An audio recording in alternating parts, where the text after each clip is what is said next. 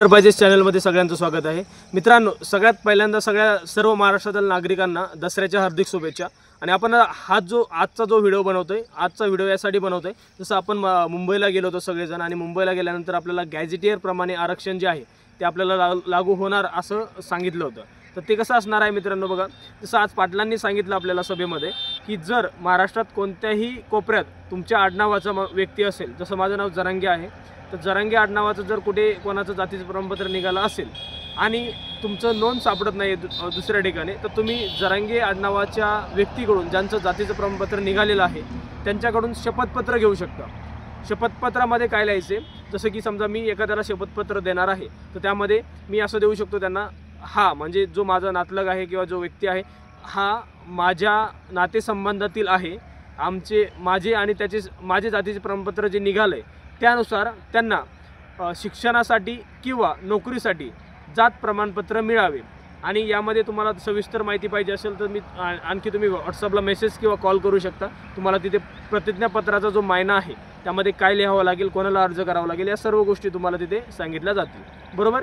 यानंतर मित्रांनो, पाटलांनी जसं सांगितलं तुम्हाला, त्यानंतर कागदपत्र वेगळे काय लागतात आपल्याला, तर सगळ्यात अगोदर आपल्याला लागणार आहे आपलं शाळा सोडल्याचा दाखला।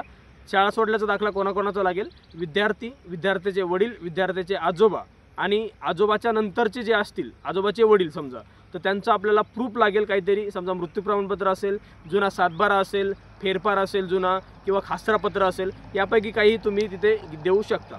त्यानंतर मित्रांनो, सर्वांचे फोटो लागणार आहेत आणि आधार कार्ड लागेल। म्हणजे फक्त दोन गोष्टी आपल्याला लागतात मित्रांनो, एक म्हणजे आधार कार्ड सर्वांचं जे आहेत आत्ता सध्या अवेलेबल, म्हणजे जे जिवंत आहेत त्यांचं आधार कार्ड, जे जिवंत नाहीत त्यांचे मृत्यू प्रमाणपत्र, आणि शाळा सोडल्याचा दाखला हा सर्वांचाच अवेलेबल असतो। ज्याचा नाही आहे त्यांनी जर वय जास्त असेल निर्गम उतारा, जिल्हा परिषद शाळेमध्ये प्रत्येकाचा निर्गम उतारा मिळतो मित्रांनो आपल्याला।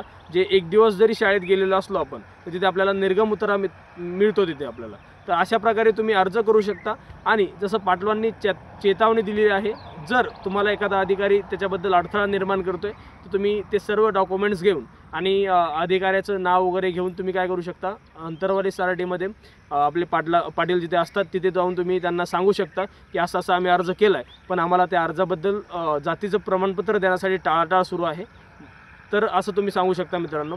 या व्यतिरिक्त कोणाला काहीही मदत लागली तर तुम्ही बिंदास्त सोना एंटरप्राइजेसकडे कॉल किंवा मेसेज करू शकता, तुम्हाला तिथे पूर्णपणे मदत केली जाईल।